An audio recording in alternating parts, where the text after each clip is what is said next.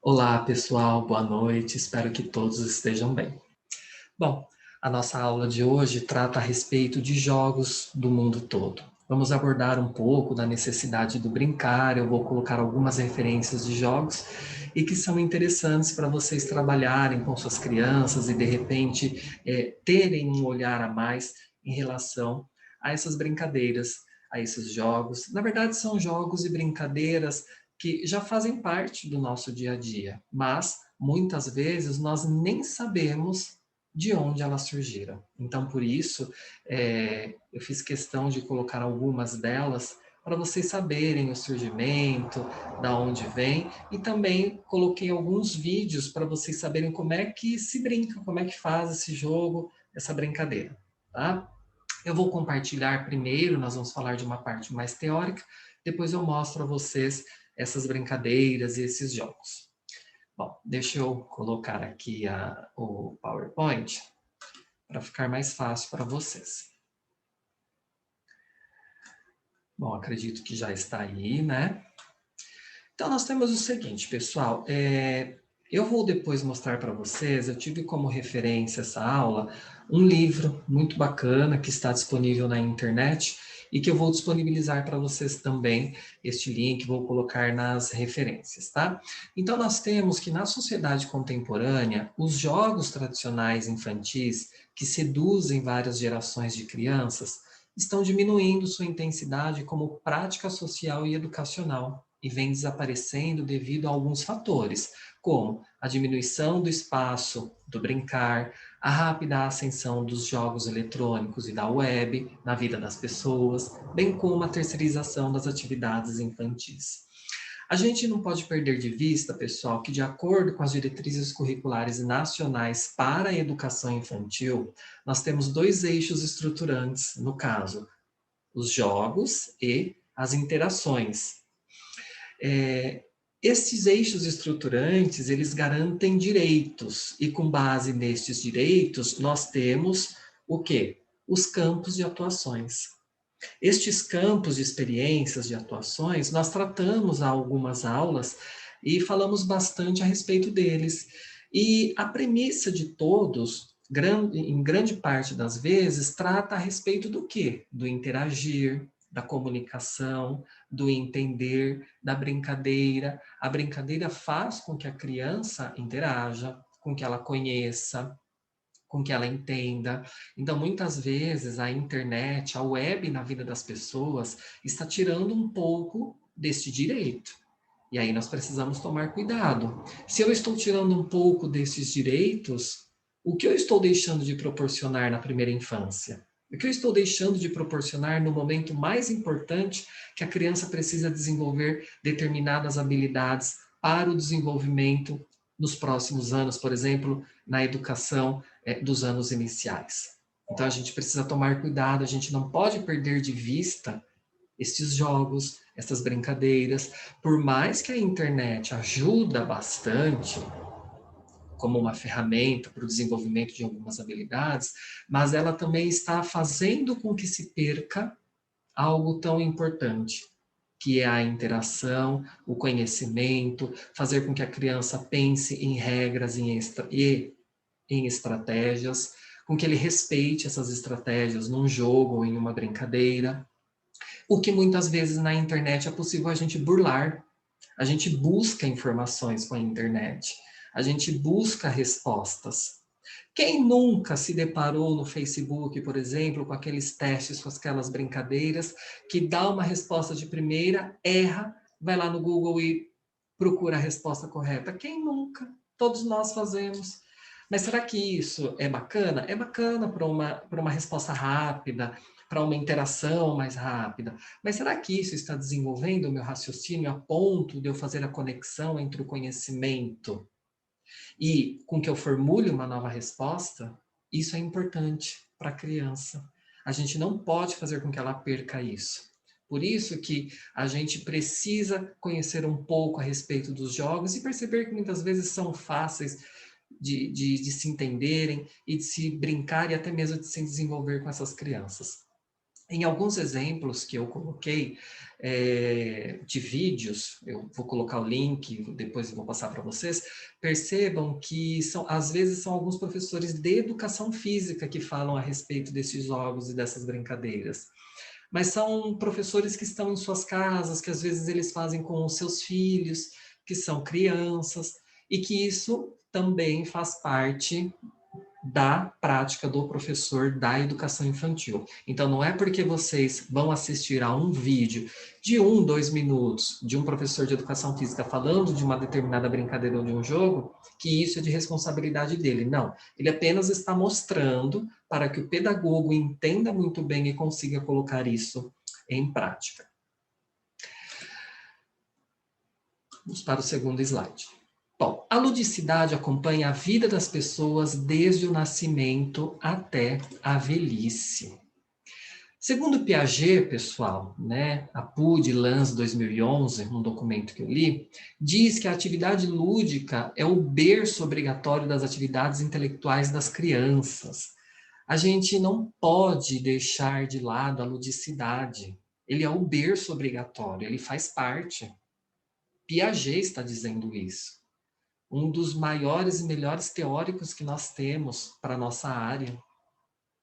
Um dos maiores e melhores, temos outros, mas ele é uma grande referência para nós.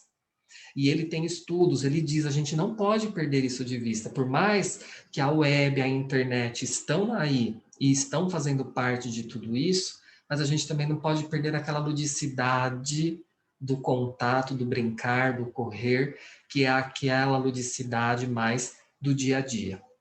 O jogo, ele é, portanto, sob as suas duas formas essenciais de exercícios, sensório-motor e de simbolismo, uma assimilação do real à atividade própria, fornecendo a este seu alimento necessário e transformando o real em função das necessidades múltiplas do eu. Lembra daquele primeiro campo de experiência, o eu, o outro e o nós? Eu tenho que falar das necessidades múltiplas do eu. Se eu não consigo proporcionar isto a uma criança, como é que eu sei da necessidade dela? Como é que ela sabe da necessidade dela? Como é que ela entende que ela precisa parar, pensar, articular os conhecimentos para, de repente, criar uma estratégia e vencer uma brincadeira ou um jogo? Por isso que a gente precisa proporcionar isso. Por isso que a gente não pode apenas ficar no virtual, mas a gente precisa um pouco de real também nessa situação. E nós temos também que o brincar é uma das necessidades básicas da criança, sendo essencial para um bom desenvolvimento motor, social, emocional e psíquico. Por isso, os métodos ativos da educação, pessoal, das crianças, exigem todos que se forneça às crianças, para as crianças, um material conveniente, a fim de que, jogando, elas cheguem a assimilar a realidade intelectual, que, sem isso, permaneçam exteriores à inteligência infantil. Eu falei agora mesmo a respeito da questão do que Piaget estava tratando e da importância do exercício sensório-motor. Então, os métodos ativos de educação das crianças exigem todos que se forneça às crianças um material conveniente. A gente precisa dar aquilo que ela necessita.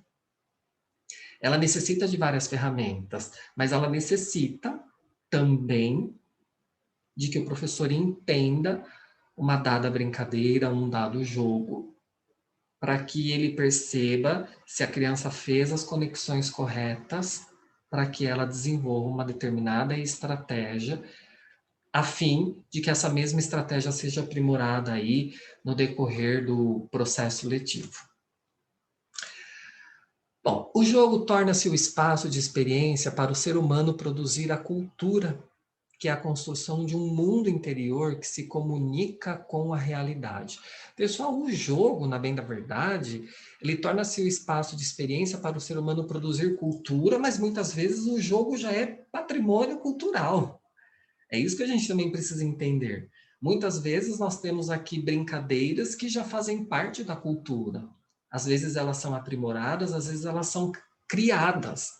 Mas a gente não somente produz, como nós já temos muitas que são, e muitas do que nós usamos, por conta dessa correria que nós temos, da prática docente, trabalha em um lado, trabalha em outro, tem várias atividades, estamos sempre nos especializando, sempre nos aprimorando, às vezes a gente não consegue criar muitas coisas, mas a gente consegue copiar algumas coisas e aprimorar aquela cópia.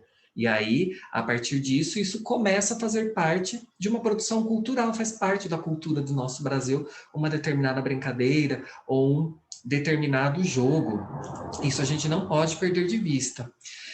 E é no jogo, pessoal, que a criança manifesta a sua disponibilidade da ação.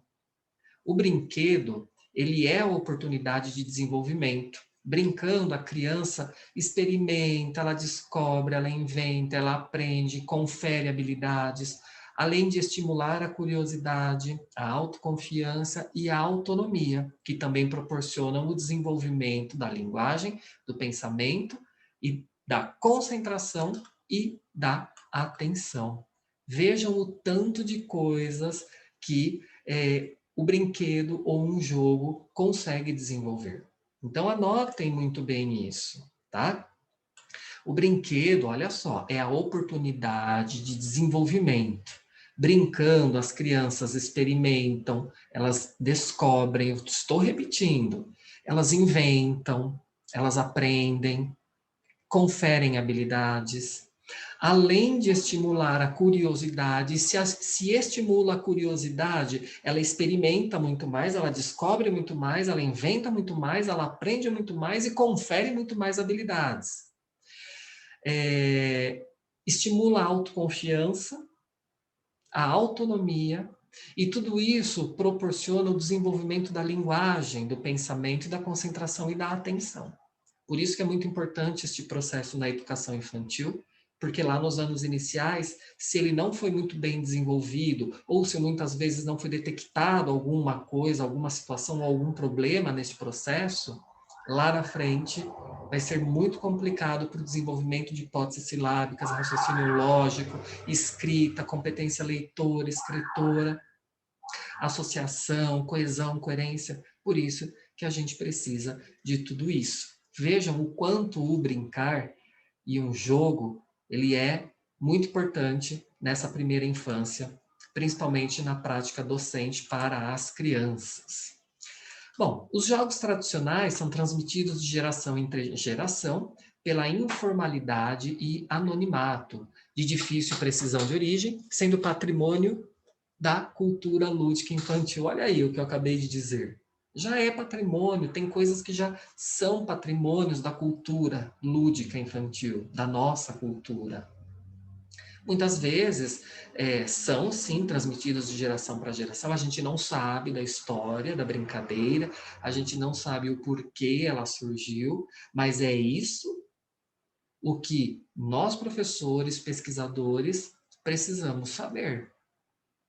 Qual é a origem? Por que ela originou? O que ela pode desenvolver? O que uma simples amarelinha desenvolve?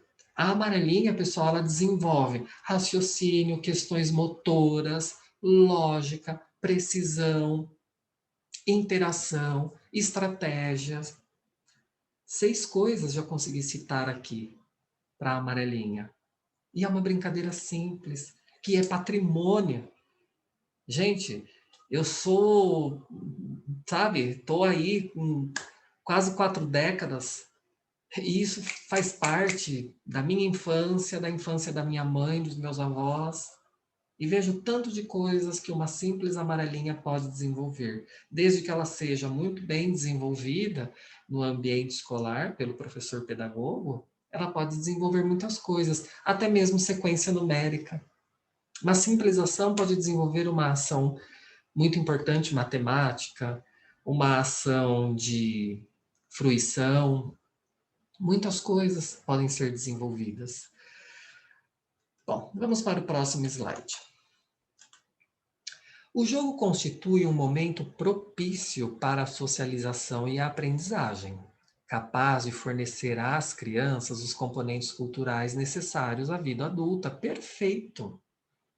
As brincadeiras fornecem os componentes mínimos para a vida adulta. O que eu preciso na vida adulta? Respeitar, interagir, entender crenças, entender valores, entender a cultura. Ter a empatia, entender o outro, saber criar estratégias, saber entender um raciocínio, saber ouvir. Isso tudo a brincadeira proporciona a uma criança. Tudo isso desenvolve. E tudo isso é uma ferramenta básica e única, importantíssima, lá na vida adulta, principalmente quando o adolescente já vai lá para o mercado de trabalho, ele já começa com outras coisas, ele já começa a entender a vida de uma outra forma. Mas se ficou, podemos dizer assim, não vou dizer essa lacuna, mas se ficou essa fragilidade lá na educação infantil, aí fica complicado. Então, por isso que a gente precisa fazer bem feito. O jogo contribui como um processo fundamental na socialização do indivíduo e na formação da personalidade do ser humano, pois necessitamos de comunicação, a qual se sobressai nas brincadeiras infantis. Sempre que há uma interação entre as crianças durante o jogo, estas estão socializando-se. Olha aí que bacana, gente. Sempre brincando a gente socializa. Então, brincando, a criança pode vivenciar uma mesma situação diversas vezes, gente. Olha a espiralidade. Eu já comentei isso com vocês a respeito da espiralidade, quando eu falava do componente de fundamentos da matemática na educação, ou de fundamentos e práticas do ensino da matemática. A gente vivencia uma mesma situação ou uma mesma habilidade por diversas vezes, assim como a criança também precisa vivenciar uma determinada brincadeira por diversas vezes, porque aquela brincadeira desenvolve habilidades e aquelas habilidades em contextos diferentes, a partir de uma brincadeira, também podem ser aprimoradas. Então, por isso que brincando, a criança vivencia uma mesma situação por diversas vezes. Isso além de permitir que ela repita brincadeiras que lhes dão prazer.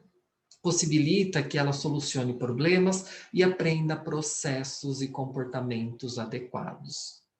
No sentido, quando a gente fala processos, comportamentos adequados, eu estou querendo me referir a uma questão de socialização mesmo. Tá? Não estou querendo dizer de parâmetros, de regras, no sentido de, não, todo mundo tem que ser assim. Não, eu estou dizendo de comportamentos no sentido de, se estamos em uma sociedade, vamos respeitar dentro o que é uma sociedade.